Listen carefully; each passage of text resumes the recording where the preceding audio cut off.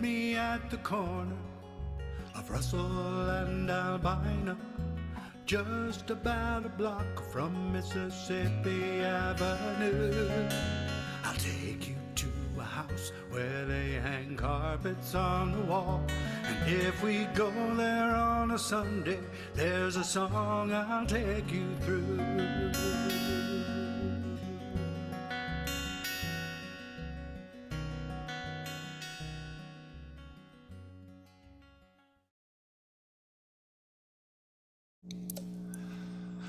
So, good evening here and welcome to Open Mic America. I am Chris Steele, your MC. Mike Simpson is going to be our interviewer, and Capo Dave Williams is our engineer and also the founder of this wonderful show. He's also the creator and builder of Dandy Hybrid Guitars, which we're going to tell you a little bit about later, and you're going to get the chance to hear a couple of them too through this show. Our mission is to support your local open mics, where you can go in person to see songwriters performing their original music. And tonight, thanks to technology, we get to travel all around the country and see those same performers in their own living rooms. Without gimmicks and frills, this is the DNA of American music, a tapestry of story and song that has been weaving us all together for generations. So now let's go ahead and say hello to the folks that are going to be playing here for us today. Some I've had the chance to listen to many times in the past, and some are going to be brand new, so this is going to be fun for me as well. Our order is going to be Ann Sandstrom, who's going to be joining us from Burlington, Massachusetts, Vivian Richardson from Boynton Beach, Florida, Paul Hebert from San Jose, California, Mike Simpson from Saratoga, California, Rigo Rodriguez from Amherst, Massachusetts, Cowboy Rex from Phoenix, Arizona, Beth Paget from Raleigh, North Carolina, and Hank Stone from East Patchogue, New York. So now with that, we're going to go ahead and get started here. Our first guest is going to be Ann Sandstrom from Burlington, Massachusetts, and whose favorite open mic, well, she put in the North Reading Community Playhouse here, but there's also, of course, the Eagle's Nest Revisited open mic that is virtual every Friday night.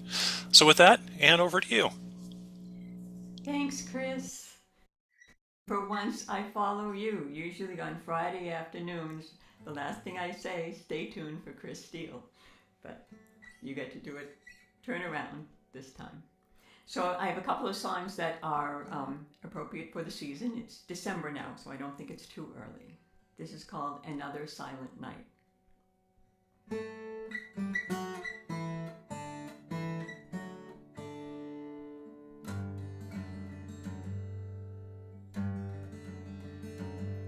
It's a cold Christmas Eve and he blows her a kiss. I love you hangs in the air. 3 years in a row have been just like this, with only the two of them there.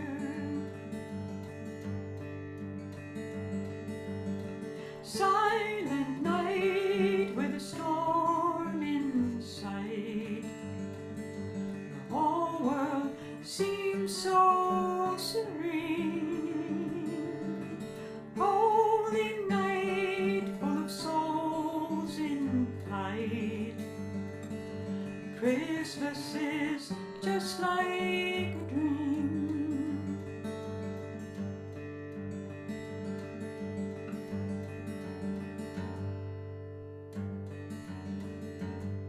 He says that their love is so simple and pure.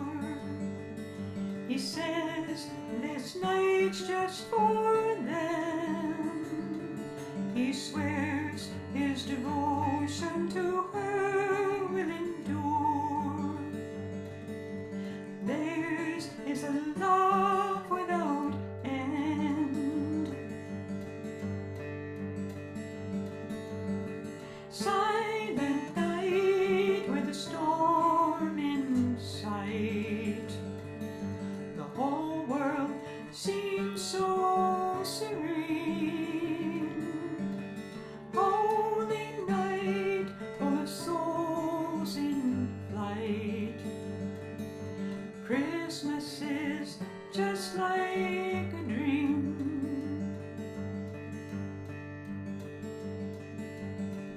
Deck the halls with memories.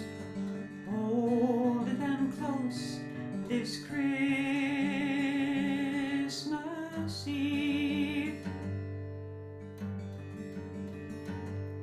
Tonight she's the stars and the moon and the snow. But every day it's the same. He goes to her with a lover's red rose, for the stone that remembers her name. Silent night with a storm in sight. The whole world seems so serene. Holy night, full of souls in flight. Christmas is only a dream.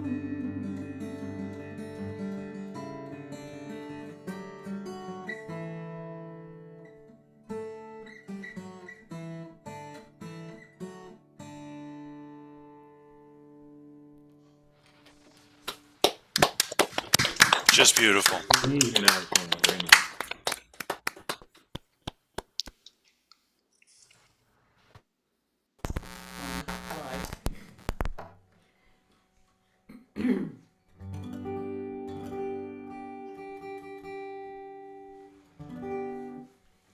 Another song of the season.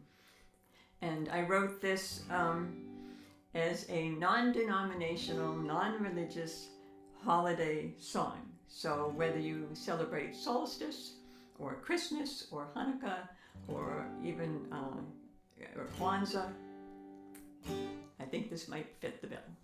Season of Light.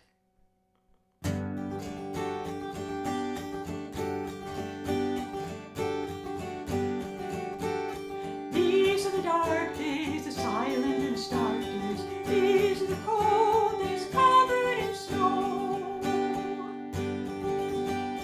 Love and sweet sadness mixed with the gladness. Memories that go from so long ago. Season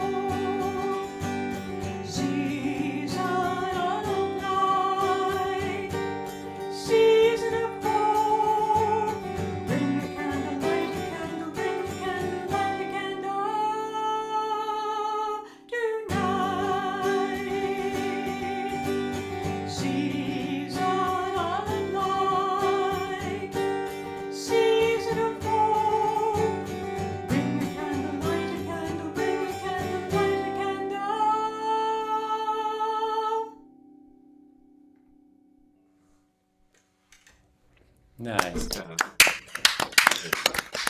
And that was just beautiful. That was just beautiful. I'll tell you what, why don't we hand you over to Mike now, and we'll get into a little conversation about your songwriting and kind of what brings you here. Hey, All right. Mike. Ann Sandstrom, here we are together again. Yeah. Good Good thing. to see you. How's things in Burlington? Good. It's finally feeling like winter, like it should. It's in the 30s, so. Cool. So I want to start out by recommending to everyone here and everyone watching online that you search the mighty web, and I believe it's on YouTube, and check out a duet with Ann and one of her regular music partners on a song called Blue Rain. Really wonderful. I looked at that while I was looking at things to say about Ann, and it was wonderful. So the partner, here, let me bring him on. Because this is my partner. There he is. Yeah, Everything. there you go. This is John Loress. He's my husband. And he just spent hours and hours and hours recording those two songs and several others that we're going to put online probably this week. But he deserves so much credit, really. All right. Well, very good. It's always good to have someone at your back there. So let's dive into not just the songwriting, which is always great. Can I ask? I know that you are a survivor, and I'm curious. That's got to loom large, and I have heard it echoing through a lot of your songs that I've heard. But after that, what is you think your next big internal inspiration for songwriting? He's sitting right here. Okay. John, it's a long story. I won't tell you the whole story. And there were songs that kind of describe it. We were together, then not together, and then we got back together 13 years ago. And the worst decision I ever made, it all kind of melts together, but was ending the relationship the first time. But the best decision I ever made was reconnecting, and we're the happily ever after. We really are. All right, outstanding. The generic, not generic, that's the wrong term. The wide open, end of the year song there is really nice. That was really lovely. I liked that a lot. Do you find? I know I hear a lot of nature stuff in your songs too. How are seasons for you? Is every season a chance to write another song, kind of a thing? Yeah, and weather. Particularly, there are 3 meteorologists in my close family, so it kind of runs in the blood, I guess. There you go. And my grandparents really introduced us to the natural world in a very gentle way, and so all my siblings and I just love nature in a way that, we're tree huggers, and we're proud of it. All right. Well, keep on hugging those trees, and most of all, keep on writing the songs. And it's always great to hear you. I'm sure I'll hear you again sometime soon. And I'm going to turn you back over to our host. Thanks, Mike. Well, Mike, thank you so much for that. We've actually got a new performer to our little group here coming up next. Coming up next is Vivian Richardson, who is joining us from Boynton Beach, Florida. Just because of some technical limitations, I haven't actually been able to get the list of places that she likes to play at. But Vivian, where do you like to play when you get a chance to play out? That's a great question. So I have yet to discover some of the open mics here in Boynton and around Florida. But I used to play at an open mic called the Uproar Project a couple of years ago. See, I've just moved back to Florida after living in the UK for about 3 years. So I'm a bit all over the place. Well, that's wonderful, and we'll look forward to being able to catch you either online or in person. But Vivian, why don't you go ahead and take the mic and share your music with us, please? Yeah, sure.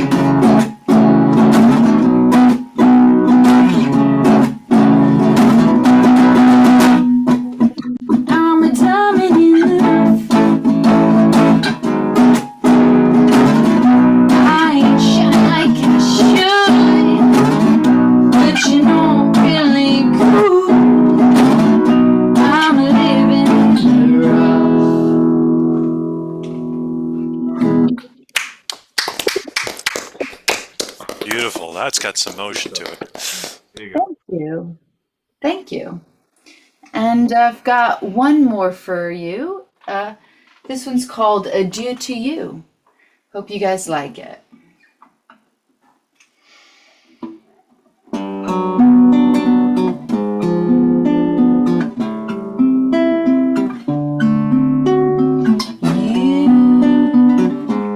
You stepped into my garden, summoned a cloud, and started a drought. The sun won't shine, the rain won't fall, the stars are now dim, yet most of all, you took away my energy source. Now I'm drained and you have the force. Not for long, you see, it belongs to me. The source is pure at last. Adieu, adieu to you and you. Goodbye, good night, that's the last I'll do. Adieu to you and you. Goodbye, good night, that's the last I'll do. Você pisou no meu jardim e a flor que brotou, você desrespeito. Plantei pé de guaraná e no suco da fruta saiu sua amargura. Nasci pra ser cheia de vida, você quis extrair minha energia. Fonte é pura, finalmente adeus. Adieu to you and you. Goodbye, good night, that's the last I'll do. Adieu to you and you. Goodbye, good night, that's the last I'll do. Adieu to you and you. Goodbye, good night, that's the last I'll do.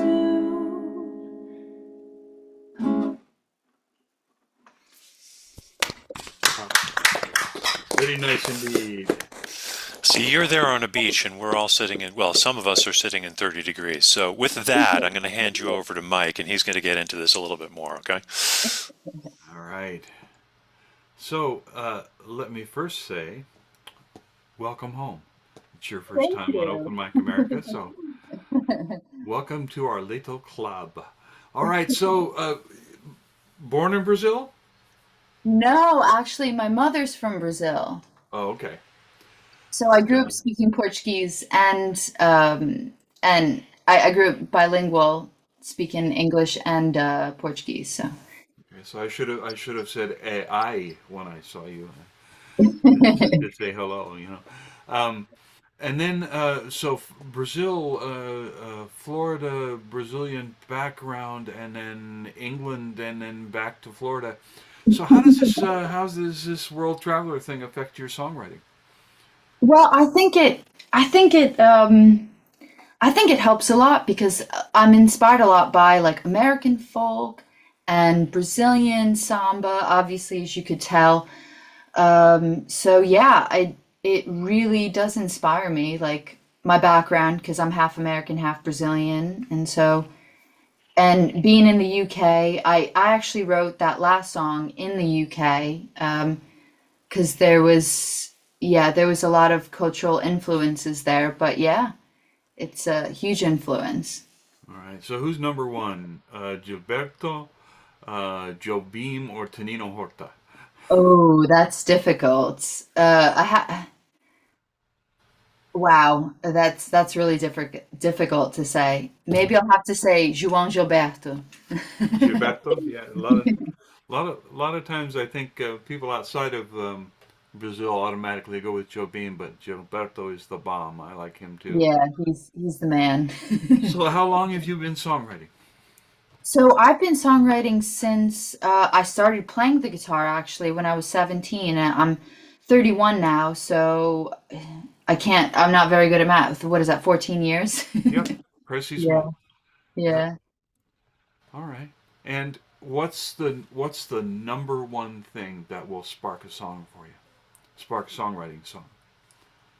That um that's difficult to say because there's so much that inspires my songwriting. I mean, none of those songs were love songs, but I would have to say love. Yeah. Yeah. Well, generally speaking, that's the winner.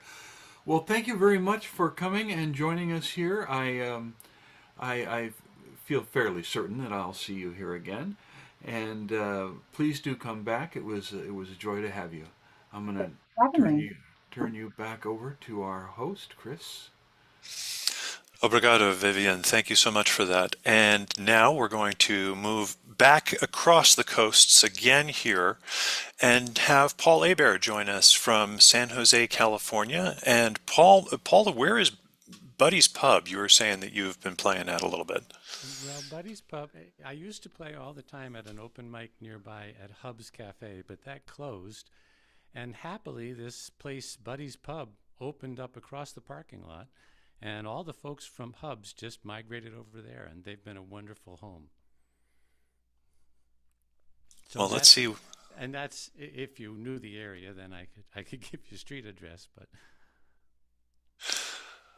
Well, Paul, go ahead and play some things for us. Your mic is a little bit low. We're not really sure why, but go ahead and let's give it a try here. all right. Well, I'll sing out.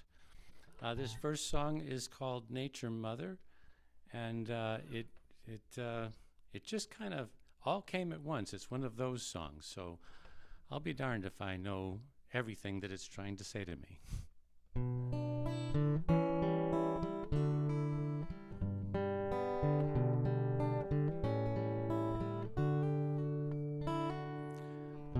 Owlet fell from his high hollow home, too soon to get back up there on his own, too small to fend off the autumn cold, gonna die from being both young and bold. When along came a rabbit, her fur thick and warm, and she sheltered him there from harm.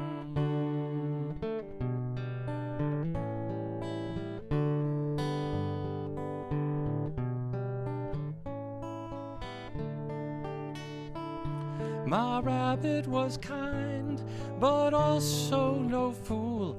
She knew that Ma Owl would likely be cruel, but there she stayed, 'cause she also knew what mothers are called to do. When Ma Owl returned, she saw food on her sill, but then she saw Owlet warm and well. Nature and nurture battle within. Whatever you choose in this moment's a sin. Whatever you choose, in some eyes you lose, and whatever you choose, you win.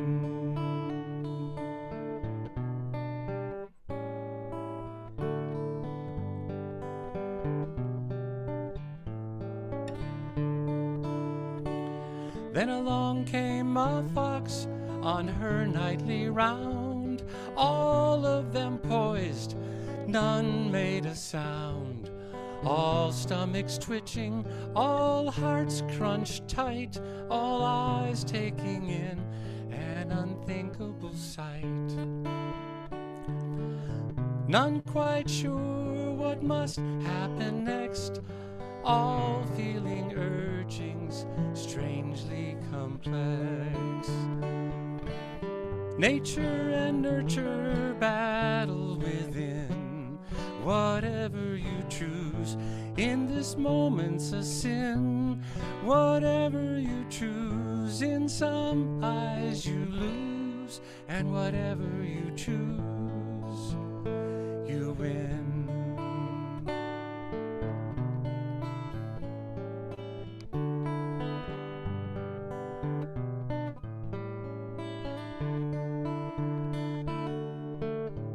I was that owlet with wings of clay, lost and found twice on that terrible day, when an ice-laden branch broke loose from the sky. My fox slept aside only just in time.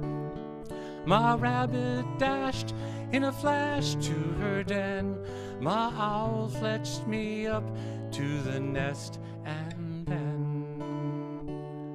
the forest was silent. Nature's palm held each of us in a trembling calm. Whatever you choose, the forest mused. Whatever you choose, life goes on. Whatever you choose, the forest mused. Whatever you choose, life goes on.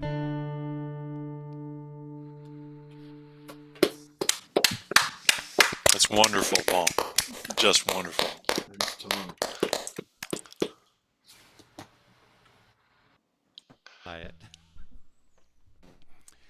This next song was born of going to my high school 50-year anniversary. And there I got to see someone who was my best friend in high school, and sometimes the object of my affection, but that didn't work out the way we thought. So this is called Friends Before.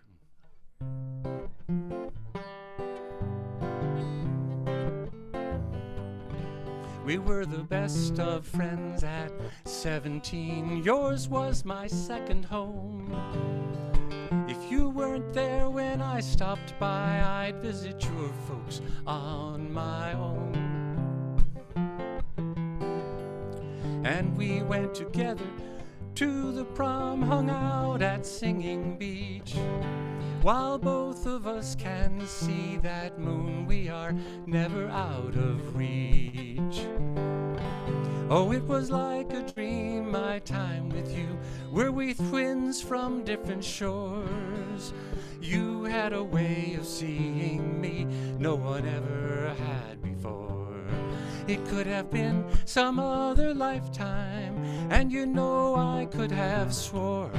The way I know you and you know me too, it don't make sense unless it's true that we've been friends before.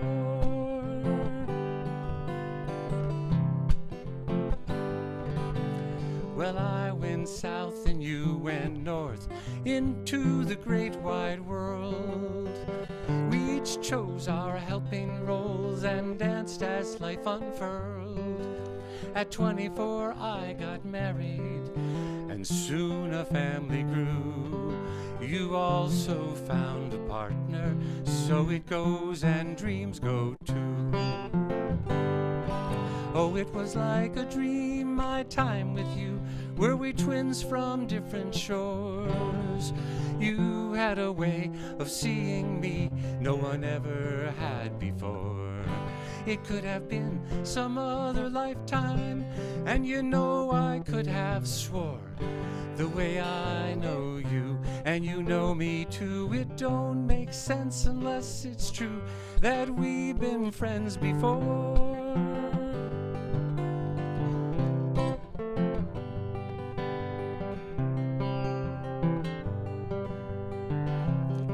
Oh, there are families we are born to, the foundation of our days, and kindreds formed in mystery, knit with threads we cannot see and known in other ways.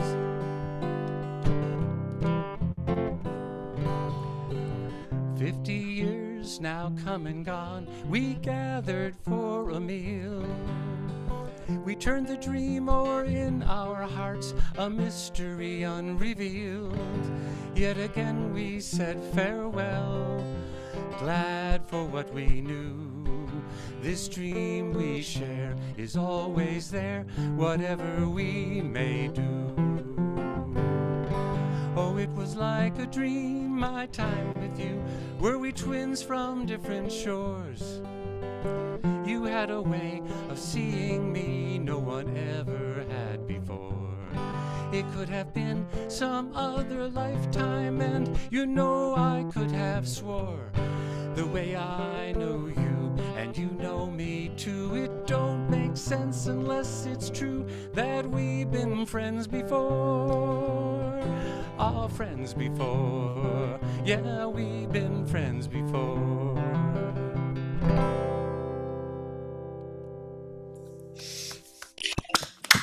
Beautiful story, Pearl. Really, Very really nice, nicely Paul. done. So I'm going to go ahead and hand you over to Mike, and maybe we can get into that a little bit more. Mike, over to you, sir. All right. Yeah. So you told me beforehand that you've had a burst of songwriting recently. Let's talk about inspiration. What's bringing this to the fore now? Well, I had, early on tried writing a couple of songs, and I felt really wonderful trying to do that, but I never really judged them very good. And then years and years went by. I retired.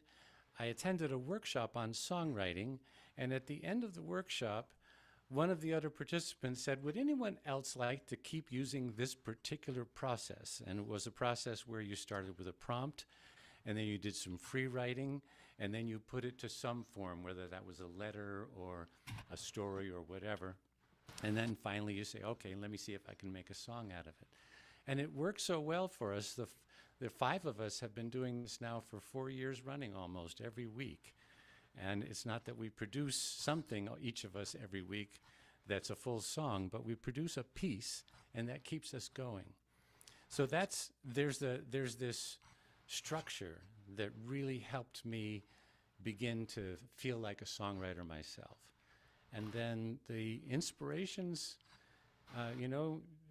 like this song Friends Before, that one was just built on the experience of the high school reunion. But the other one here about the owl, literally our prompt was an owl. Write a song about an owl. And so I just was imagining an owl in the woods, and the next thing I know, the song just tumbled down. Sometimes it happens that way. All right. Well, excellent answer. I have to, for full disclosure, I always like to tell people when I'm interviewing somebody that I've known for quite a while. I knew Paul back when I used to go to Hubs, where he used to go, and I occasionally play at the same place he does there in South San Jose. One of the things that has always struck me about your performance as well as your songwriting is that there is something essentially forthright about how you write and how you present a song. Can you talk a little bit about how you get that forward as a performer and a songwriter? Well, thank you. First of all, that sounds really great. I am hungry to share the way I see things, and I have found songs to be the most accessible for other people. If I just try to engage people in conversations about this stuff, it tends to spin away somehow. But if I sit with my thoughts and I'm thinking, I want to communicate, I want to share this experience I'm having now. And so the experience of the reunion and just the reflection on that friend and 2 or 3 others, literally there's just one handful of people in my 70 plus years that I feel like I can drop into a conversation with them after 5 years of nothing, and it feels like no time elapsed. So I wanted to communicate that sensibility. And it's the same thing about the owl song. It took me into this world of nature and danger, and yet I was also living in my human world and thinking about nature versus nurture. And somehow I wanted to say something about that. And it feels simple, but it also feels just a little slippery. And the singing helps communicate. I don't know if I hit your question on the head there, but I think you did fine. So I have another, just a short question, which is, who was the leader of the original songwriting thing? Who was the teacher? Cozy Sheridan has a program Thought it that might she be. puts on in Moab, Utah. And I was planning in 2020. I was planning to go to that event, and then COVID, and so she took some pieces of it and put it online, and that was where I got started. Well, yeah, I recognized the process. She's a long-time old buddy of mine. So, yeah, it's a good one. I recommend it. In January of this year, I think she's doing an online songwriting workshop sessions too. So that's something for people to look into. Paul, thank you very much. It's good to see you again. It's been a while since we've been in contact, and I'm glad you came here and played for us. Thank you. Sometime again, man. All right. Back to our host.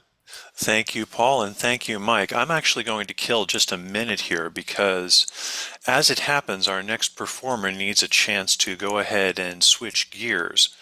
And I am also going to tell you that as he was going ahead and mentioning his favorite places for performing live music, he somewhat self-servingly put in Open Mic America as his first one. Also, of course, Open Mic Arona, second Saturday at First Unitarian Church. And then the Music Matters Showcase, in case anybody is wondering who I'm talking about. This is Mike Simpson, who, of course, has been doing the interviewing with us here. So, Mike, I'd invite you to go ahead and share some of your music with us here, please.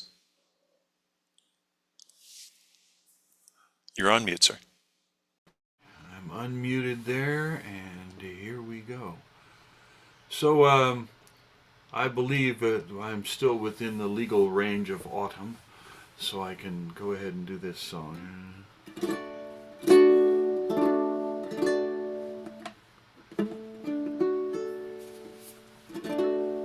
Oh, I can feel the dew welling, the rain's perfume I am smelling, birds leaving leaves drop, the wind presages autumn's fall, the closing door of summer leaving. Who am I and where am I? I've forgotten that chord. Okay. Shorter days, there's no deceiving. In the distance, we all hear winter call. This change has the feeling of a downturn.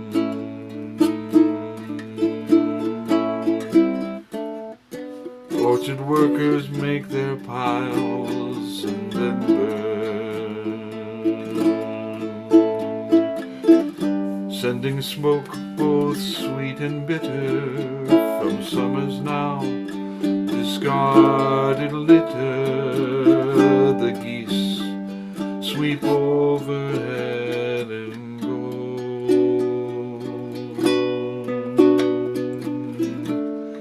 Days turn cool and nights grow cold. The lack of leaves makes trees look old. Some things do die at need, leaving seeds behind, awaiting warm spring's call. And some leaves exit in bright glory to point out the eternal story, dancing in the wind at autumn's ball. This change, it has the feeling of a downturn. Orchard workers make their piles and then burn,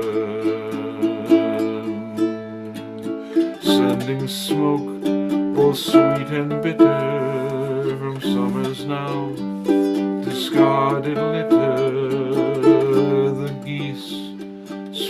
sweep overhead and go. But autumn holds a field of promise, a reserve so patient, ever honest, pity-filled with sureness. Winter is no more than a stall.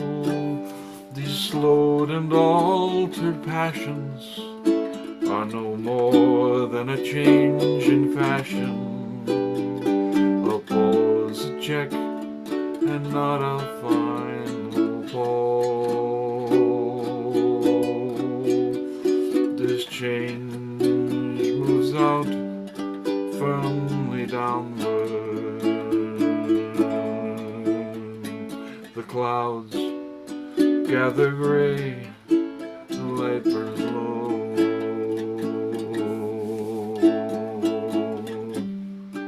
and through the clouds before the snow, in echelons that turn and flow, the geese all sweep overhead and go. The geese sweep overhead and go.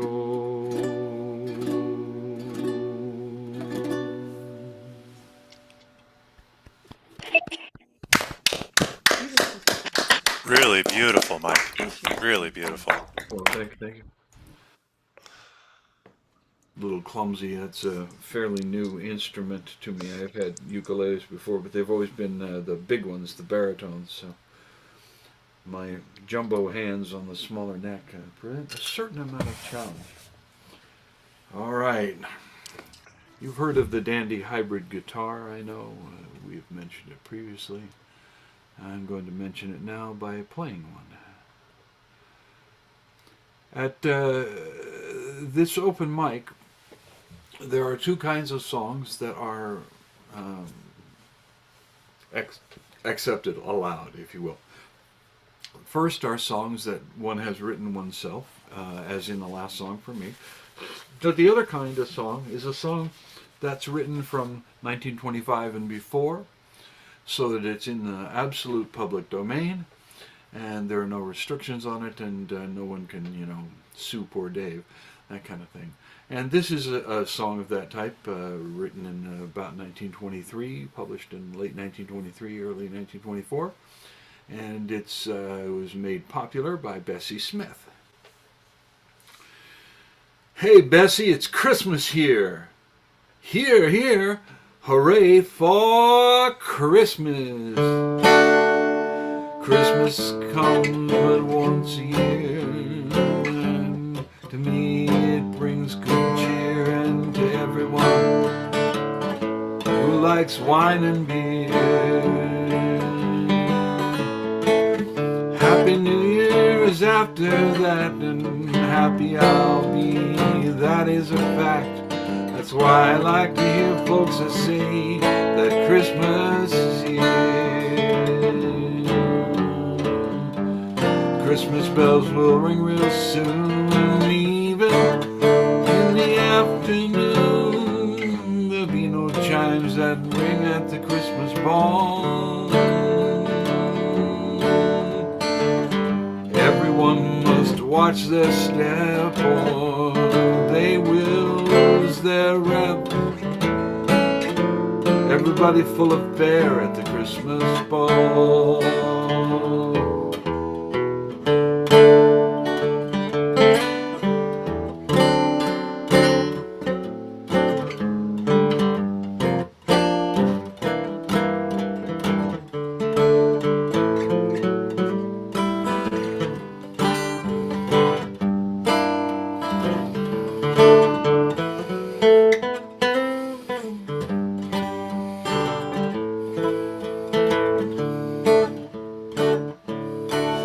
So grab your partner, one and all, keep on dancing around the hall. There's no one to fall, but don't you dare to strut. If your partner don't act fair, don't worry, There's some more over there, seeking a chance everywhere. The Christmas ball. Christmas bells will ring real soon, even in the afternoon. There'll be no chime shall ring at the Christmas ball. Everyone must watch their step, or they will lose the rep. Everybody full of fare at the Christmas ball. Said everybody full of fare at the Christmas ball.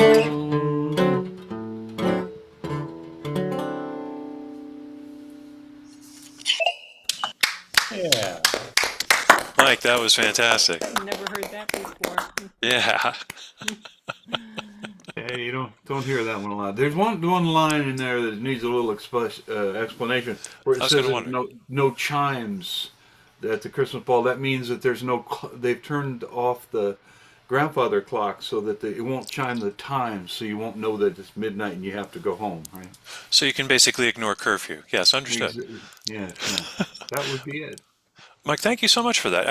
There were a couple of things that I was thinking of as you were going ahead and doing that. First of all, you're an incredibly versatile musician, just being able to not just switch between the instruments, but also between the different fields. And I'm wondering if that's something that inspires you as a songwriter. It seems like you've got a real musical curiosity in terms of different types and genres, and I'm wondering how that affects your songwriting. Well, you're not wrong. It does affect my songwriting. Paul Aber was talking about that process, Yeah. which is something like what I use, except that I early on in the process, as soon as I begin to mess around with the chording and the melody for the song, excuse me for a moment, I always pay attention to and try to solidify in my mind what the genre is that I'm going to be working in. So I write in, bossa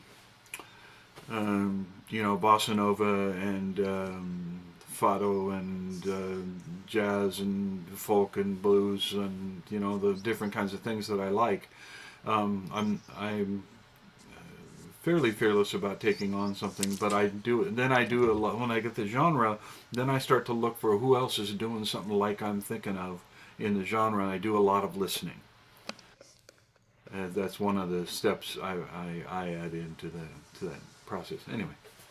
Well, I was just thinking, the last time I heard you play something, I think it was a bossa nova. So I've heard now you play a bossa nova, traditional folk, a uke song, and then a cover of Bessie Smith. That's quite a range. Um, just, I guess, a question. You were just mentioning that the uke, that song, the autumn song, was a really wonderful and tender song, and I was wondering if switching instruments also kind of like gave you a different sort of approach or took you in a different direction than you would normally go in terms of songwriting. I didn't write it on the uke. I wrote it on. What did I write it on? I wrote it on an archtop jazz guitar originally, but the instrument that I play something on is perhaps the very last thing that I in my process that I determine on something, and I move it around. I have a variety of instruments accessible to me, and so I play on different stuff. When I play here, a lot of times I want to play one of Dave's guitars, like I was playing there on that song. But yeah, it was only recently. It's only in the last week or so that I've attempted to play that on ukulele. I normally play it on. I performed it on classical nylon string type guitar. I played it on old Gibson archtops and things like that. Yeah. And also, just kind of as I was thinking through it, as many of us are trying to kind of figure out what we're going to put in our seasonal sets, what brought you to the Bessie Smith song? Well, I had an ancestor who was I've had a couple that were musicians, And one of them, well, more than one of them, were railroad guys. And a lot of the railroad people, when they would come to new towns, particularly the ones that were married and faithfully so, would go to dance halls not to dance, but to sit in if they could with the musicians. And so they played a lot of stuff. And a lot of times they might get paid in 78 records, or thanked by getting 78 records that the guys had in their collection that were there. And so I first heard this song while I was doing a restoration project, a digitization project of a bunch of 78 records. But I'm a big Bessie Smith fan. I mean, she's the queen, man. Absolutely. Absolutely. All right, so last question. This is actually going to be a little bit of a transitional question. Interesting guitar you were just playing there. Oh, yeah. Yeah, it is interesting. It's a Dandy hybrid guitar. It's made by Capo Dave, who's teching us tonight. And we can maybe I can just start with some of the explanation of what makes it a dandy. Well, I'm going to go ahead and let Dave talk about Let that in a Dave talk second, about but I it. just If thought he's going to that. be here to do it, I'll let him do it. But Oh here yeah, it I'm is. going to let him do. I'll But I just keep it figured if up. you could kind of bring that up on the screen just as you're doing there, that would be a brilliant thing here. There So you I'm going to go. use this as a little bit of a transition to say, first of all, did anybody say free guitar? Well, they didn't until just now. So everybody that's in the show, performers and hosts and interviewers alike, gets a ticket in the fishbowl for the annual drawing for one of Capo Dave's Dandy hybrid guitars. So what makes it a hybrid? Well, if a good archtop guitar got married to a D28, their kid would sing like a dandy. So you'll find a link to Dandy Hybrids at the bottom of the openmicamerica.com homepage, but I'm going to give Dave a chance to explain this a little bit more himself here before we get to the rest of our performers. Dave, sir?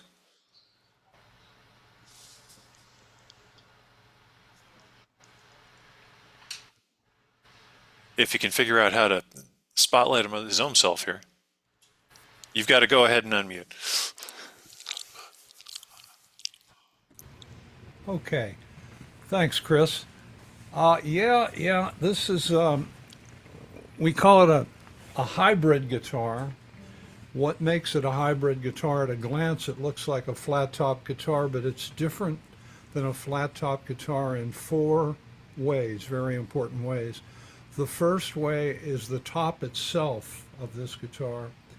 A flat top guitar's top is not flat.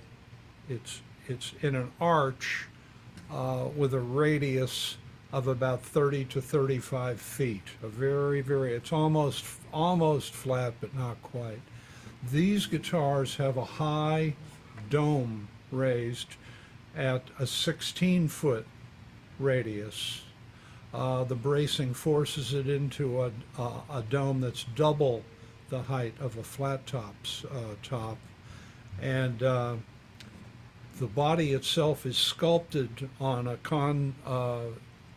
convex, I think this is convex wheel that rotates. So the body is sculpted on it, and the braces are added to the soundboard.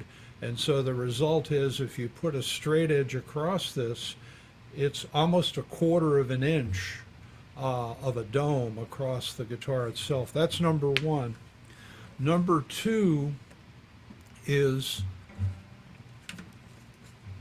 that this is a guitar with what is called 0 fret. This doesn't have a nut like your normal flat top guitar. It has a string guide and a 0 fret. The effect of this is the guitar always has the feel of a guitar that's being played with a capo on it. The strings are the action is very low and precise. There are no issues with intonation with a nut. Nuts have to be intonated, and if they're not intonated, compensated properly, they're off a little bit always. But starting with 0 fret, it's always perfect at that end. So that's number two.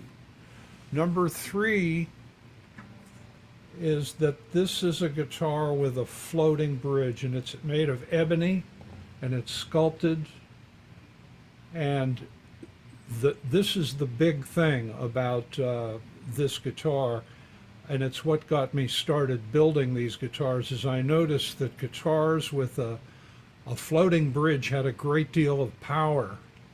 The old L5 Gibsons that the Carter family played had the floating bridge, and if you ever heard those recordings, they're very, very loud, but they're very clangy, very clangy. So my mission was to get the power out of the floating bridge, but to get rid of some of the clanginess. And I accomplished that with bracing and such, but a few guitars ago, and I have built 33 now, a few guitars ago, I did this. I added a second bridge at the bottom with pins. I had been building them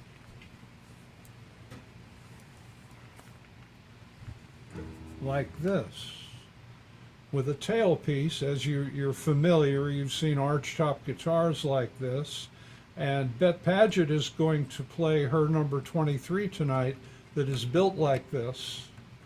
But as I was thinking about design, I started to think, the power of the strings is being harvested by the bridge, which is pumping the top up and down, but there's more energy in the strings that's just being lost through this piece of metal and going to the bottom. And so I went back to thinking about how flat top guitars are built, with the strings diving into the top right after the saddle. And I thought, why not attach at the bottom with a bridge, a pin bridge, and harvest some of that sound? And it worked. So that now the guitars not only have the power of a floating bridge guitar, but they have some overtones now that take most of the clanginess out of the sound of the guitar. But still, these guitars produce a lot of volume, and I find that when you think you're saying that the guitars are too loud, you can play it a lot softer and get tone out of it. So that's been my challenge, is learning to play it softer, because it has so much tone, and when you want the volume, it's there. Anyway, those are the four things that make these different, and we're giving one away on December the 15th, and another drawing will be announced for 2025, December of that year. So this is number 32, and likely this will be the one that's won. I have some more finishing work to do on it, but anyway, that's it. Thank you for your attention, and what wonderful shows so far. Great music I'm hearing tonight. And back to you, Chris. I'm going to go ahead and take my spotlight off here. Wonderful. Gallery. Okay, Chris, let me Yeah. get you. Okay, you can go ahead and talk. Thank you very much, Dave. I've got to That's get a- myself out of here now. Well, thank you Okay, for there we everything that go. you do, Dave. Great. And that's a beautiful, beautiful guitar. I'm going to go ahead and introduce our next artist here. Rigo Rodriguez is joining us from Amherst, Massachusetts, where he sometimes hits the open mics at Workshop 13, Luthier's Co-op, and the Petersham Jam. I actually know where Petersham is, so I'm going to look that up at some point here. But Rigo, why don't you go ahead and play some music here for us? It's great to be with you all again. I'd hoped to be joining you all with my bandmates, Rod and Greg. We're Black Door 74, but we couldn't get together, so it'll just be me tonight. And I thought I'd do something a little different. When I'm not performing with my bandmates, I tend to do my own singer-songwriter stuff, and most of those songs tend to be about those moments and experiences that define who we are. The first song I'm going to play for you is this. It's actually a co-written song. I had this image of a kid letting a balloon slip, not letting, but accidentally letting go of a balloon, and it felt it felt like there was something I could do with that image, and I started working with it, and I couldn't finish the song, so I got in touch with my buddy AJ Kapowski, who has appeared on Open Mic America and who I think is probably tuning in right now, and we finished it together. This song's called Nights That Never End.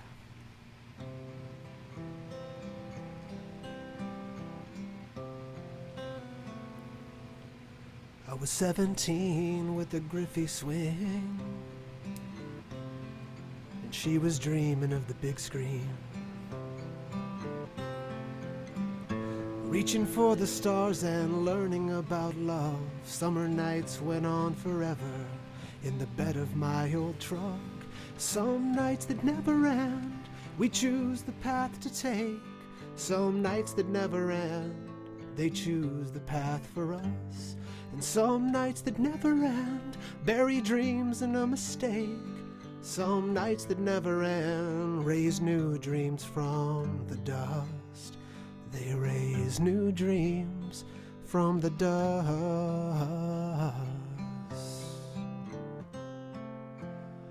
Our boy is 17, and what a swing. I watch his games till my late shift begins. Summer nights under the lights in the wooden grandstand. Scouts coming round, I feel the hope when he gives me a glance. Some nights that never end, we choose the path to take. Some nights that never end, they choose the path for us. And some nights that never end, bury dreams in a mistake. Some nights that never end, raise new dreams from the dust. They raise new dreams from the dust.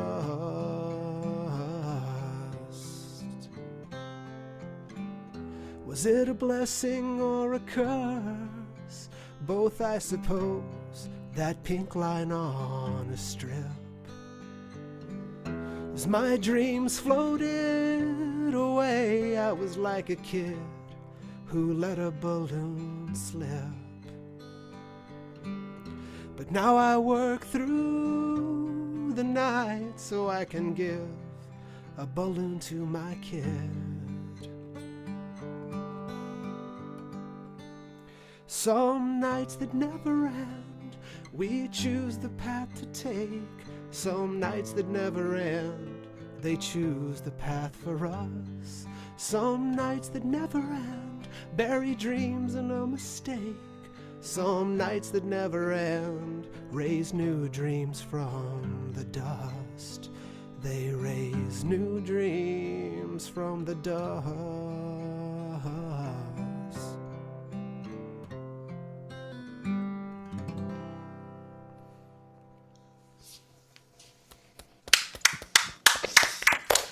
That's just beautiful. Thanks so much, folks. I'm going to do another song for you. This one's called My Rival. And I don't usually write autobiographical stuff. I don't usually play autobiographical stuff, and I thought, why not play one of my autobiographical songs?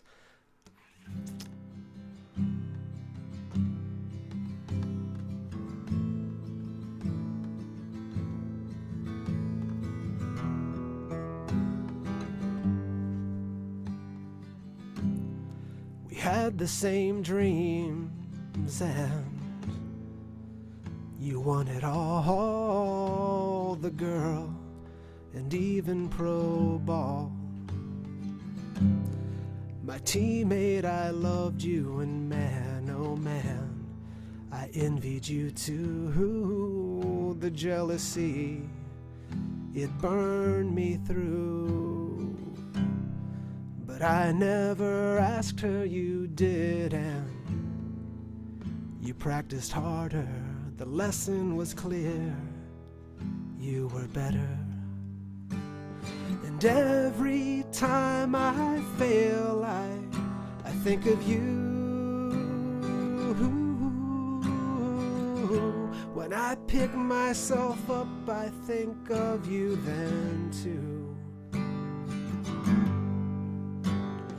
And every time I win, I know it's because of you, my rival, my rival. When I win, it's because of you. The soft yellow glow of the buzzing street light, your confident face, the creeping night. You hugged me hard and said, man, go and give it your all. I was moving cross country for college that fall. We said we'd get together next summer, and I thought I meant it too, but I lost touch the way jealous people do. And every time I fail, I think of you. When I pick myself up, I think of you then too. And every time I win, I know it's because of you, my rival, my rival.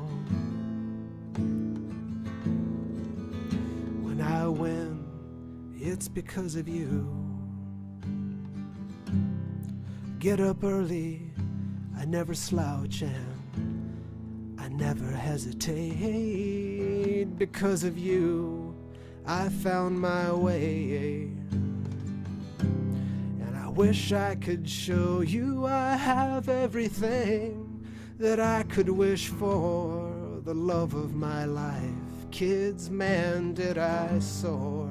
And I carry a newspaper clipping the last time your name was in print.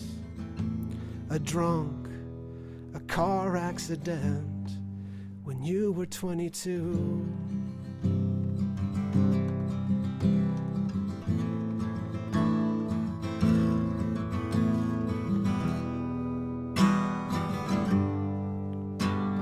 And every time I fail, I think of you.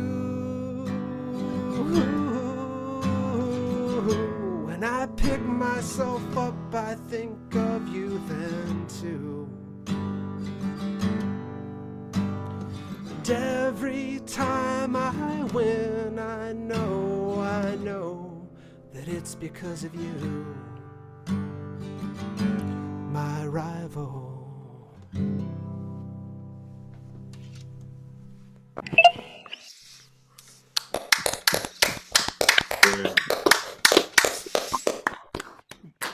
Rico, that was just absolutely beautiful, and I'm thinking of that story as kind of that you were singing about as you were doing that. I'm going to hand you over to Mike and see where we can go from here. Thank you. All right, Rigo Rodriguez, I've seen you many the time on here, and I always am delighted.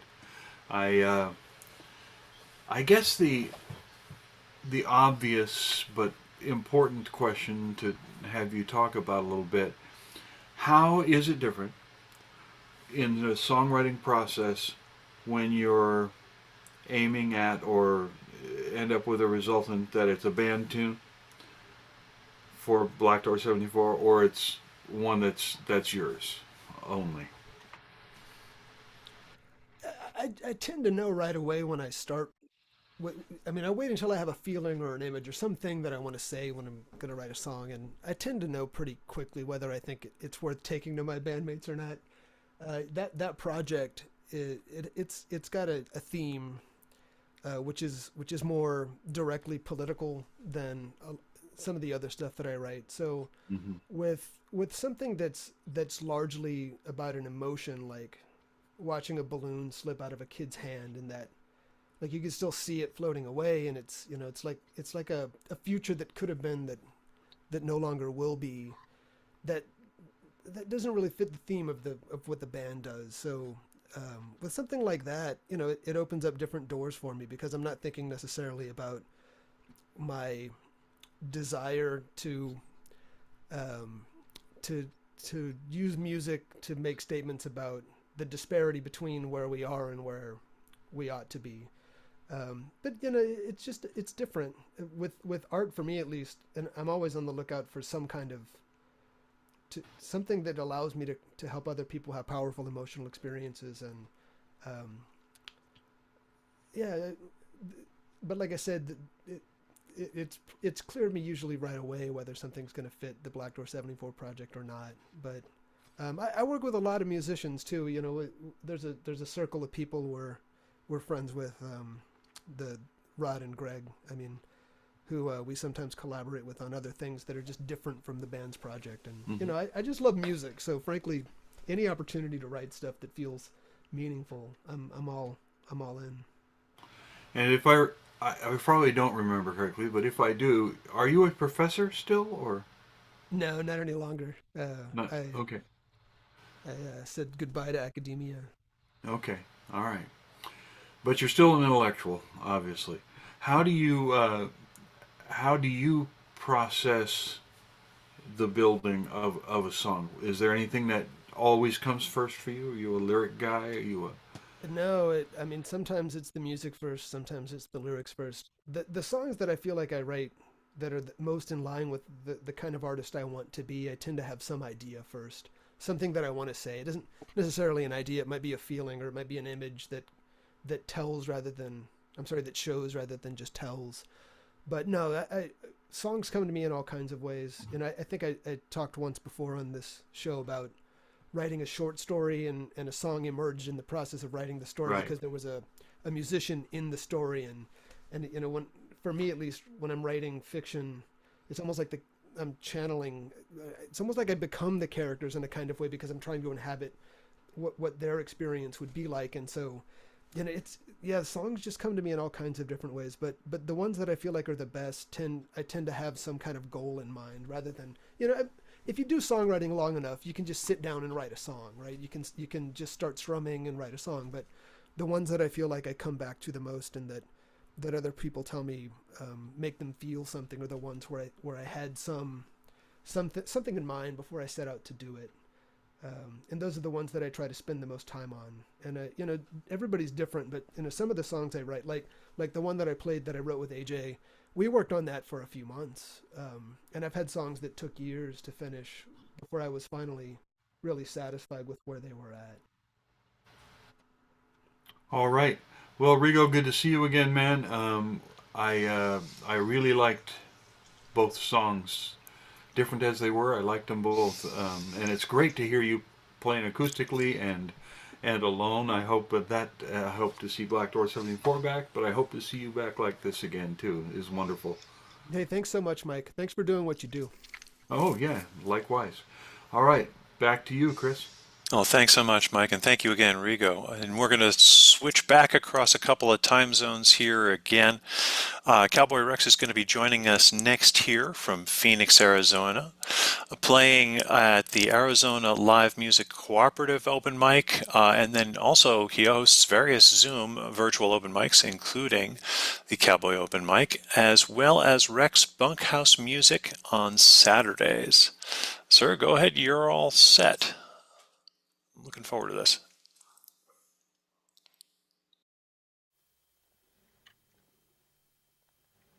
Okay. Yes, here we go.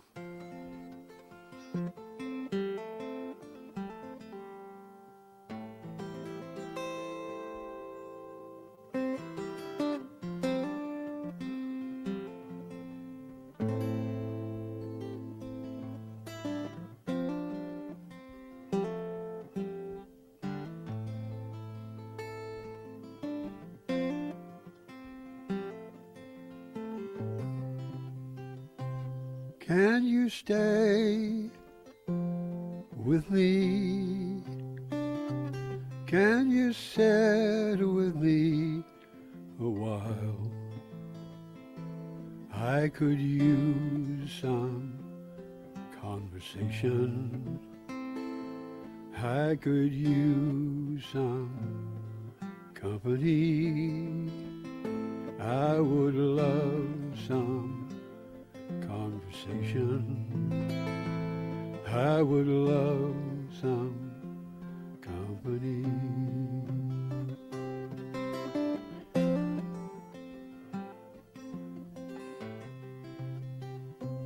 It is lonely in here when the curtains all are closed. I would give all my possessions for a smile and hand to hold. I would give all that I own for a smile and hand to hold.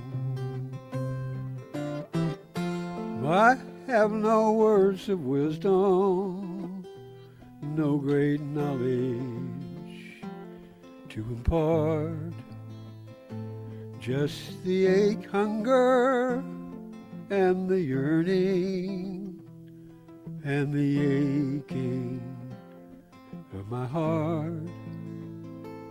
Oh, the aching of my heart.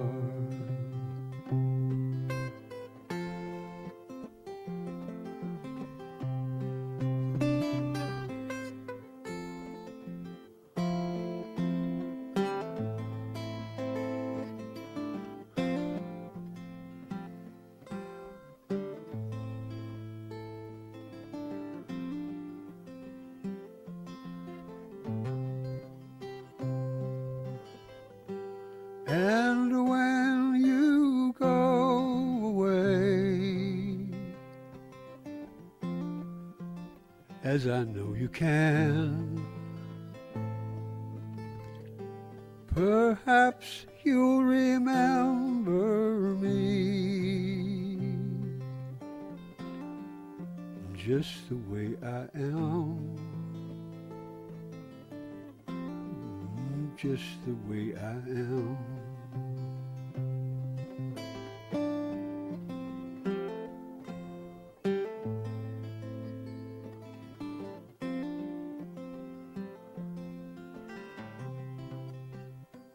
Can you stay with me? Can you sit with me a while? I would love some conversation. I would love some company. We could have a conversation. I could have some company.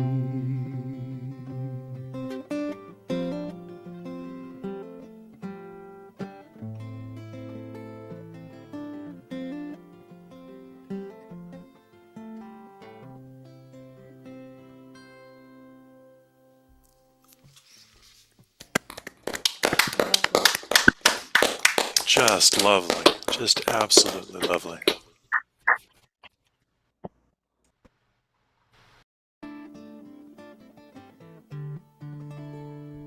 So this has a reference to 99 sheep. If you're unfamiliar with the story in the Bible in Luke chapter 15 or Mark chapter 18, Jesus is talking about kind of common sense. If you have 100 sheep and you lose one, doesn't matter what day it is or what time it is, you leave your 99 sheep and you go look for the other one. So that's what this song is about.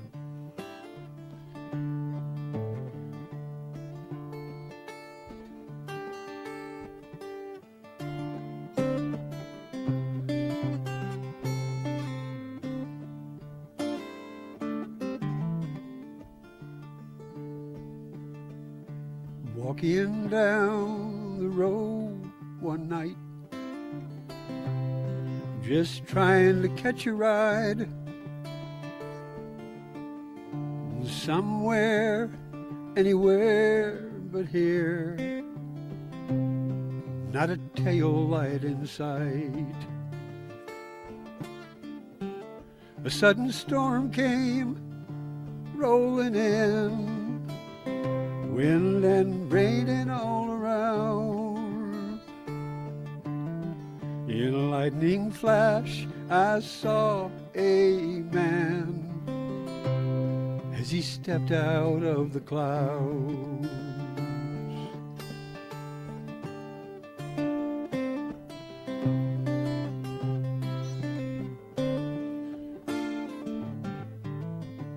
A man who rides on a storm, I thought.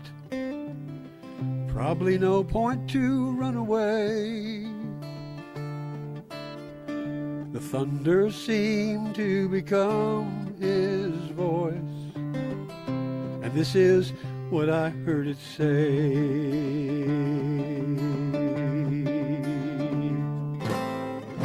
I have left the 99.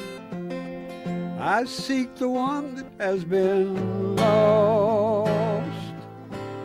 I will find and save my sheep, no matter what the cost.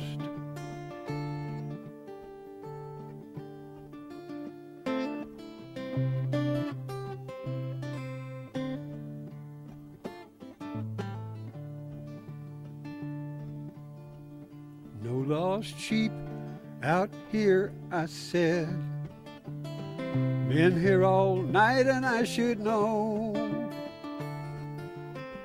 Then he came close and looked into my eyes, lighting the darkness of my soul. I saw the raging storm that was my life, but I felt a peace I'd never had.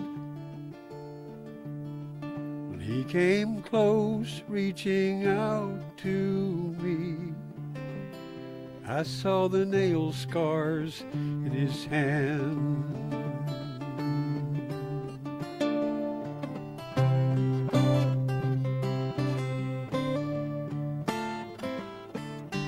Just then the storm was full of light, brake lights flashing in the rain. As I climbed up into the cab, this is the song the trucker's radio was playing. I have left the 99. I seek the one that has been lost. I will find and save my sheep, no matter what the cost. I will find and save my sheep, no matter what the cost.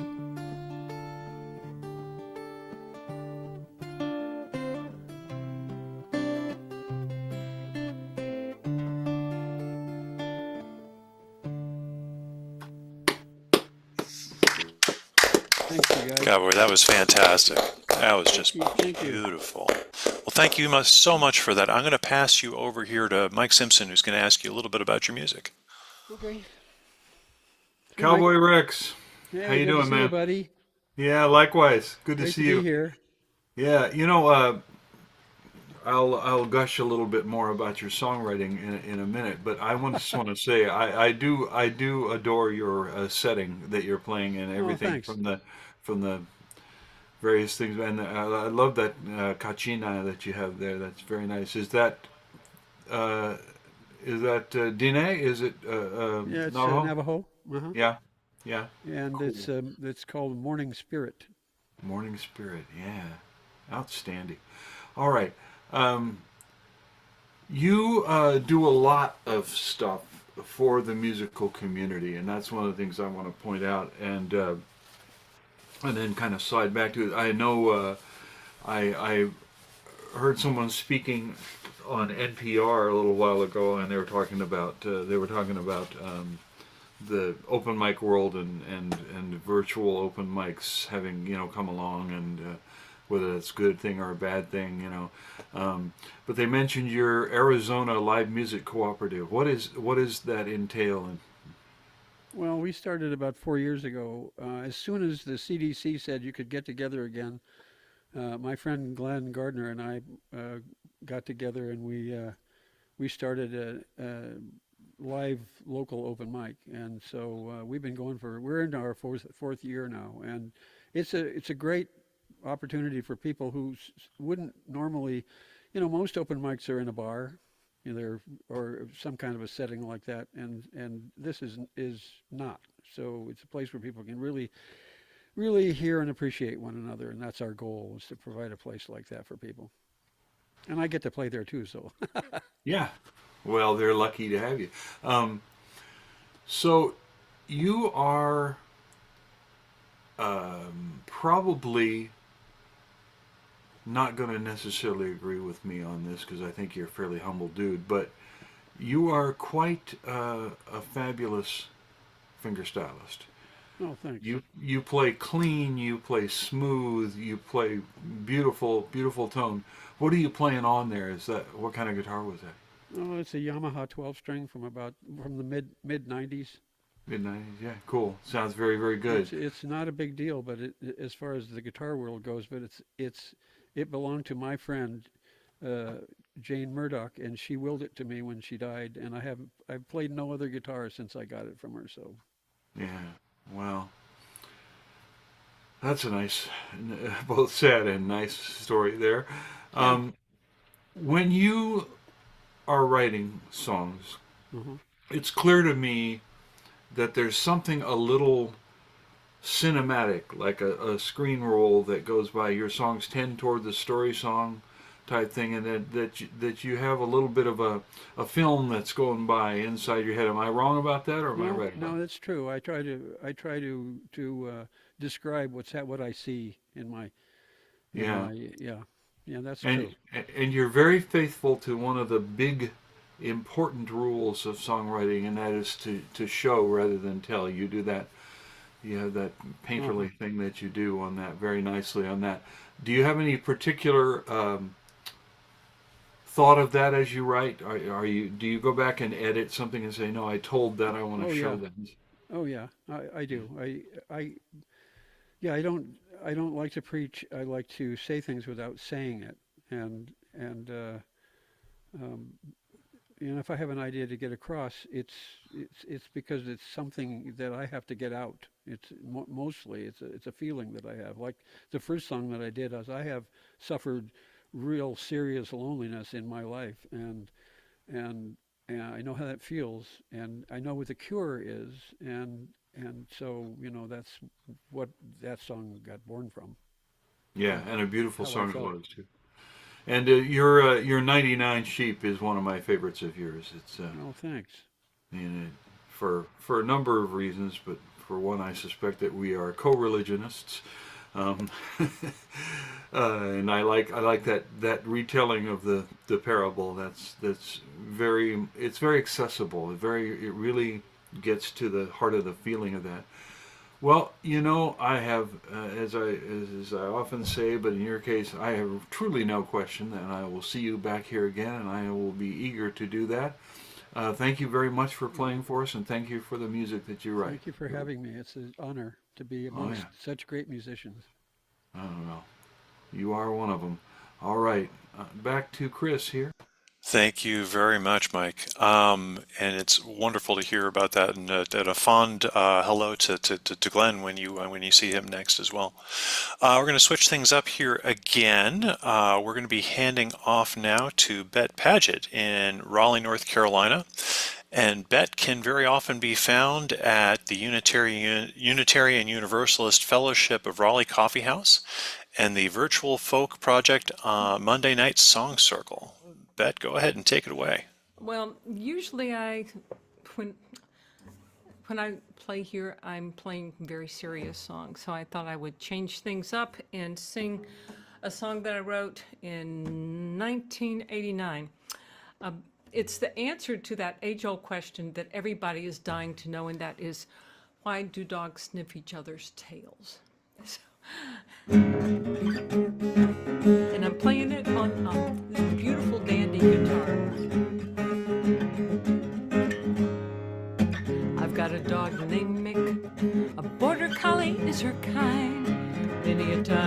wonder what goes on in her mind. Herding dogs are smart, and they're quick upon their feet. My Mick's so smart, you know, I taught her how to speak. Oof, I think she already knew.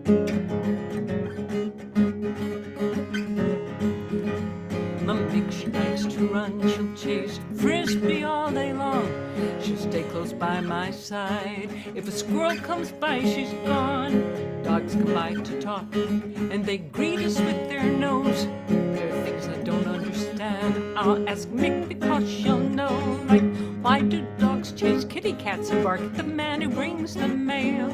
Why do dogs roll in the mud and sniff each other's tails? This is what she told me, this is what she said. It's not we're being friendly, but this is why instead.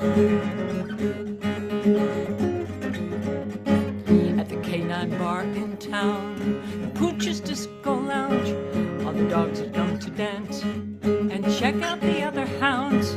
We have to check our tails and hang them on a rack, just like you humans do when you check your hat.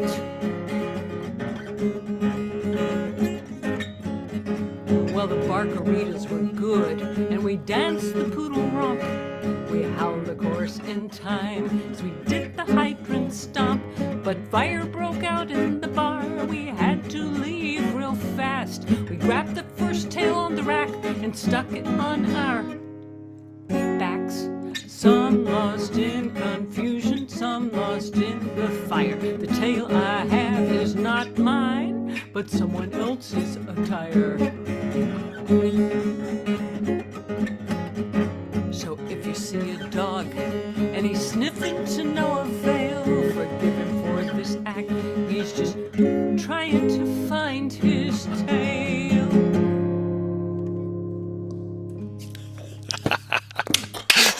That's great.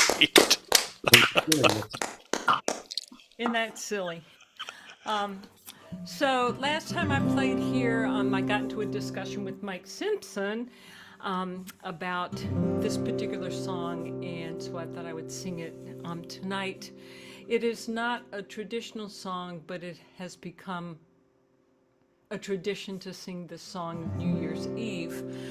Auld Lang Syne was a poem that Robert Burns heard some old man recite back in the 1700s. Auld Lang Syne is about a beautiful and long trusted friendship that has withstood the test of time. And Robert Burns admits that he just lifted it from this old man and he put it to music. And he put it to several different tunes, actually. And when Robert Burns died, his good friend who was helping promote his music chose a melody different from Robert Burns' favorite one. And about 50 years ago or so, a trunk was unearthed in Scotland, and it had Robert Burns' original notes in there and his rendition of Auld Lang Syne, his favorite melody. So I think it's more beautiful than the one that we greet the new year with revelry. I think the melody that we sing so boisterously on New Year's Eve sort of loses the beautiful meaning of this song, Auld Lang Syne. Some of the words in it aren't familiar to us. Joe is a term of endearment. It means sweetheart. And a pint stoop is a mug of beer.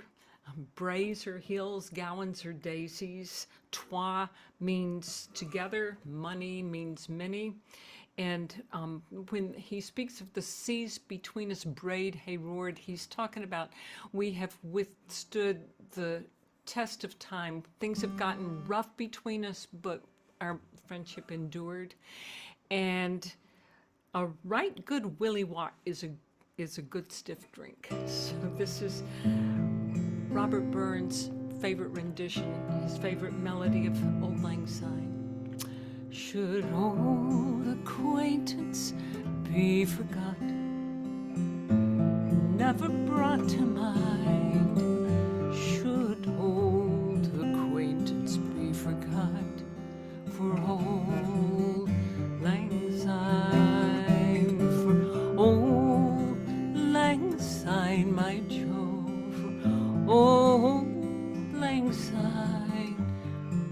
talk a cup of kindness yet for old lang syne.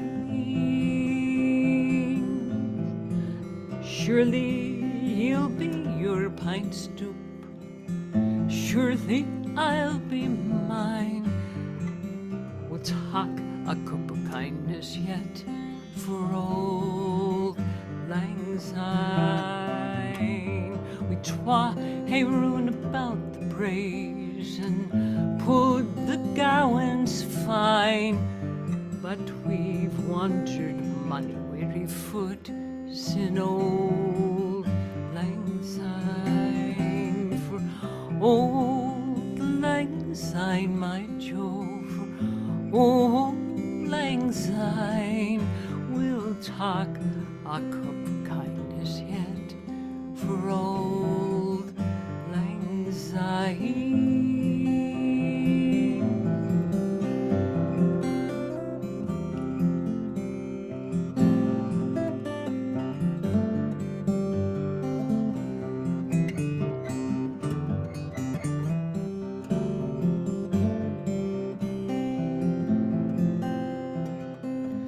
We twa hae paddled in the burns frae morning sun till dine, but the seas between us prayed hae roars in old lang syne. There's a hand, my trusty fear, gie's a hand of thine, and we'll talk a right good willy walk for old lang syne. For old lang syne, my Jo, for old lang syne, we'll talk a cup of kindness yet for old lang syne.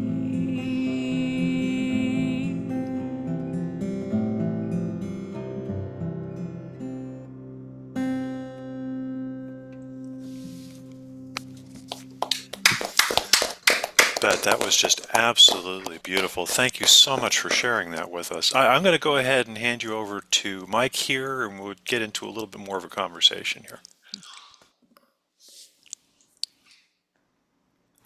Very nice. And lovely wee broad job with the Scots dialect. That's nicely done. Thank you. A good Scots friend of mine told me the meaning of this and the pronunciation, and I have my friend Isabella Cannon, who died at the age of 97, to thank for that. At Christmas time, rather than giving her a gift, I'd take my guitar down to her house, and we'd sing Scottish folk songs. That was our Christmas with each other. Well, I wish I could have been a fly on the wall for that, you know. Well, Bet, you know, I adore your music. It's wonderful stuff, and we've talked all around on the songwriting techniques, and we've talked about, you know, your pattern of how you write it and stuff. So there's one question left though that I haven't asked. Why? Why do you write songs? Well, I can't not write songs. That's why. They come to me. I don't search for them. They come to me, and a lot of them I feel might touch other people, and that's why I sing them for other people. You know, I Okay. could always write them and not sing them for anybody, but I was interested to note that you and I don't want to necessarily arrogate myself to say friend, we're not that close. I've only seen him a few times in person, spent a few week-long sessions at music camps and stuff with him. But you and I guess we'll call him a pal, Joel Mabus, were both big in the October FAI folk rankings there together. And I once asked him, actually, I don't think I did. I think somebody else. I think actually Cozy asked him why he wrote songs, and his answer was, "Well, I can't not write them." Mm-hmm. And so I spent about 3 or 4 days thinking about that, and then later on, when we were in the songwriting sharing night of this particular camp, I looked at him and I said, "Yeah, but what do you do to get yourself ready to receive them?" And I'll ask you that same question. What goes into making yourself available to and ready to work on stuff when it does come? Usually I start with music and I noodle, and I might not have any topic in my head as to what I want to write about. And it's usually the melody that guides me to what I want to write about. Sometimes it might be a song prompt from a songwriters group or a conversation that my husband and I might have, or very likely something that happened to me in my real life and experience, or maybe my dog might tell me why he sniffs other dogs' tails. By the way, you need the Scottish word hokey. That's hookie's the word for butt. So Okay, thank you for that. All right. You're going to be around again, and I will rejoice when I see you again. And so I hope you had a good Thanksgiving, and I hope everything's going pretty well for you. Yeah.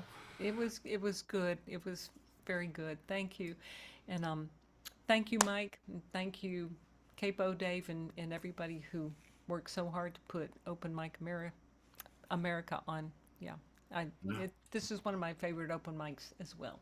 Yeah, mine too. We're always glad to see you here. All right, Chris, back to you. Thank you so much, Mike, and thank you, Bet. That was wonderful. We've got one more performer to share with you here tonight. Hank Stone is joining us from East Patchogue, a good South Shore kid. We're going to go ahead and remind you that Hank can actually be seen at North Shore Original Open Mic every Wednesday at Cinema Arts Center in Huntington, New York. And Mike, Hank, go ahead and please take it away. Thank you, guys. This is a song I wrote 20 years ago about children and creativity, and it's called Blue Crayon. A child said, "Mother, look at my picture." She saw the writing on the wall. She asked me, "What's a mother to do? Criticize or celebrate that scrawl? Some say this world is a green crazy salad, waiting for an artist with a more colorful palette. But if I'm given this canvas to play on, why do I always wind up wielding the blue crayon? Blue crayon for you and for me, as somber and dismal as it may seem. Need to go outside the lines if they do not recognize my dreams. Blue crayon for day and for night, a luxurious aqua bed for us to lay on. The creekers draw us away from the rocks, guiding our lives with the true blue crayon. Now others say, I just sang it this afternoon and I did that. The others believe in a black and white universe.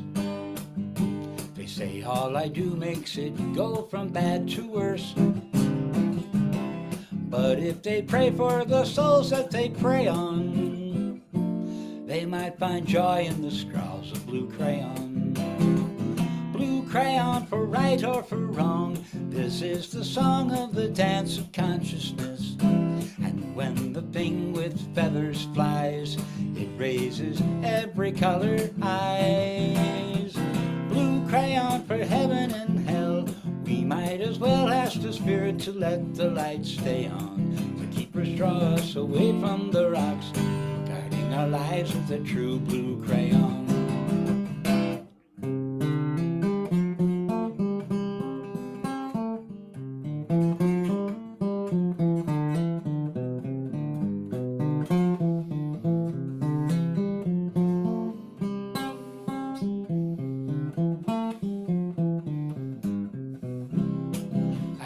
help with that part.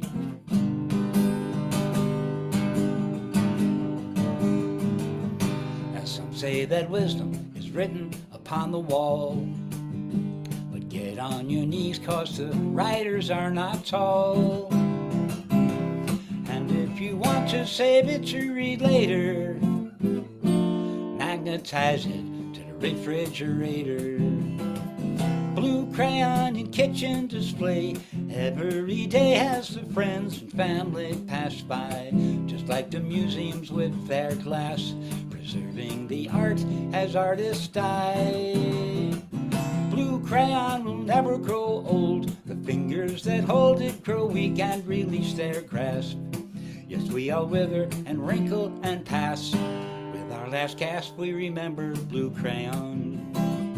Blue crayon will never grow old, the fingers that hold it grow weak and release their grasp.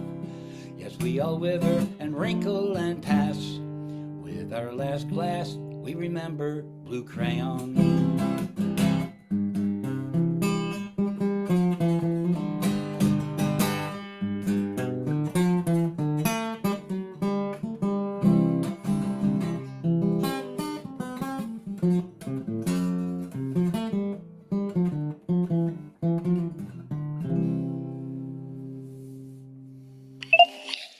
Yeah. Nice sneak of the Bach in the middle of that. Yeah, he's my co-writer on that one. So I realized this is actually my 10th time I've been on Open Mic America. I can't believe it, over the last 3 years. And I looked back to see what songs I played, and I played that one I hadn't played. It's one of my favorites from early on. It was my signature song from about 20 years ago. People used to always ask for it. So I said, I have to do that. And this one I'm going to do now is much newer, a few years old. It's going to be the title song of my album that I'm working on right now. And this is one of the more upbeat songs from it. It's called Pie for Breakfast. And people were posting about Friday being Pie for Breakfast Day, the day after Thanksgiving. You eat your leftover pie for breakfast. I said, so it's appropriate to do it right now for this weekend.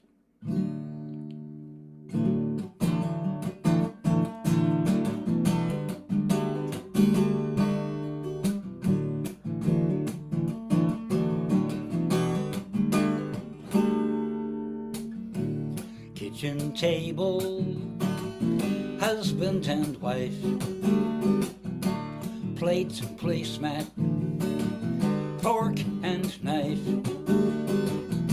nods and kisses, no more strife, raised a shade upon a slice of life, and it is as sweet as pie. Yes, it is as sweet as pie. Pie for breakfast. Pie for breakfast.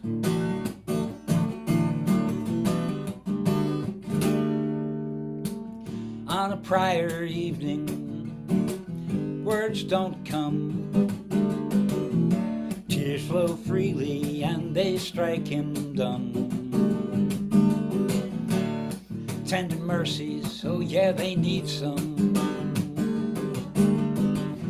They make a breakthrough as the dawn's rays come, and it is as sweet as pie.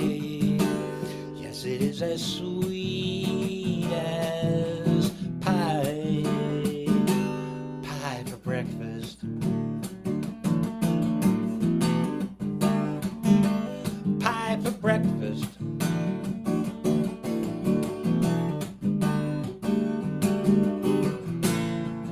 No subtext, no understory. It's a metaphor for a simple glory, and it's as sweet as pie. Yes, it is as sweet as pie. Pie for breakfast.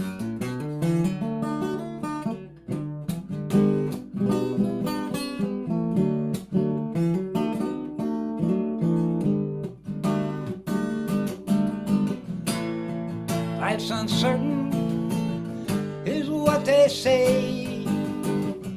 So eat dessert first at the break of day, and it'll be sweet as pie. Sing it along with me. Sweet as pie. Oh, you know it's as sweet as pie. One more time, it's sweet as pie. Pie for breakfast. Pie for breakfast. Pie for breakfast. Pie for breakfast.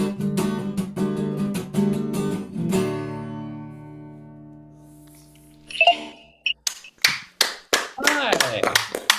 Hank, that was wonderful. I mean, even before you gave us the directive to, I was singing along. That was a lot of fun.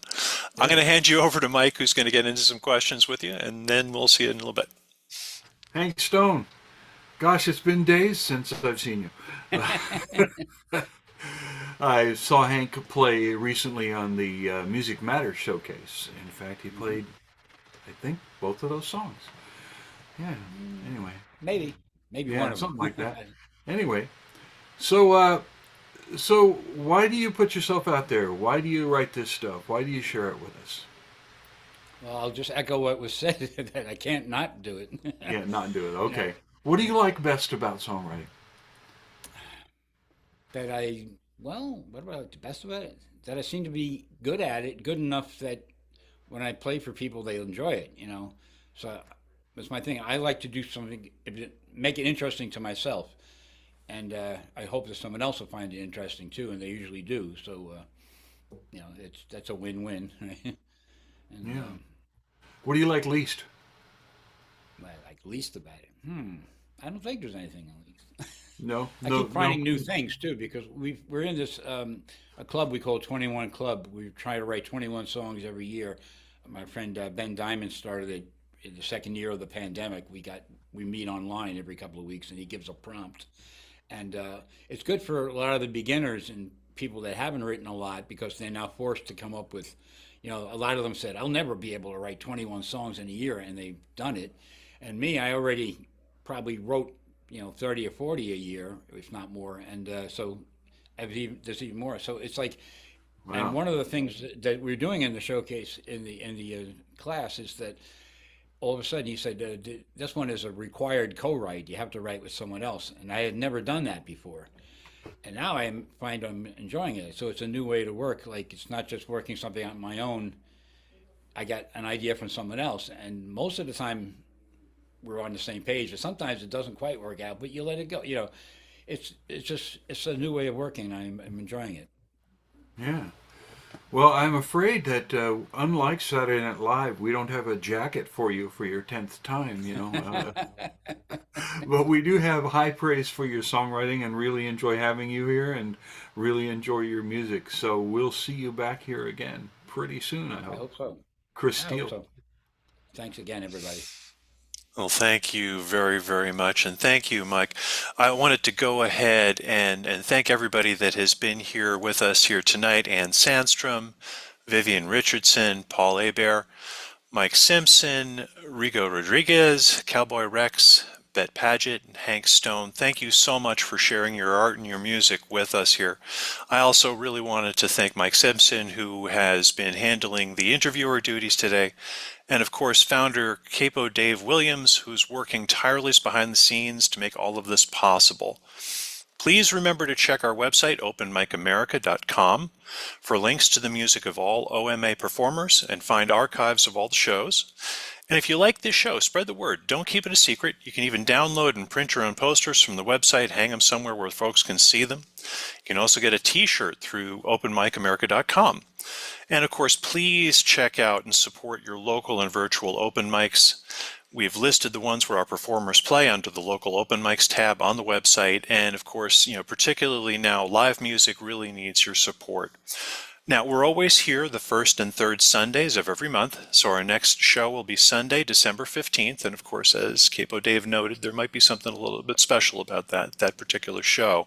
So same time, same station, stay tuned for the next full lineup of performers, and of course, thank you all for being here as part of this. Thank you, whether you're listening live, whether you're actually going to be looking at this on YouTube after the fact. Thank you very much for your support. We're going to go ahead and say goodnight to you here. I'm going to ask the performers to please go ahead and make sure that they are muted. And then we're going to go ahead and, Dave, you know what to do next. And we'll see you all again really, really soon.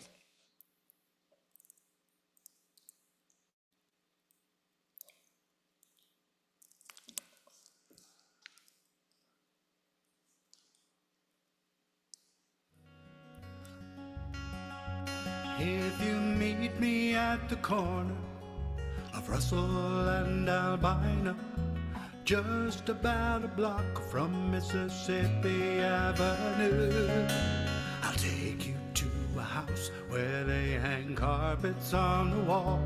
And if we go there on a Sunday, there's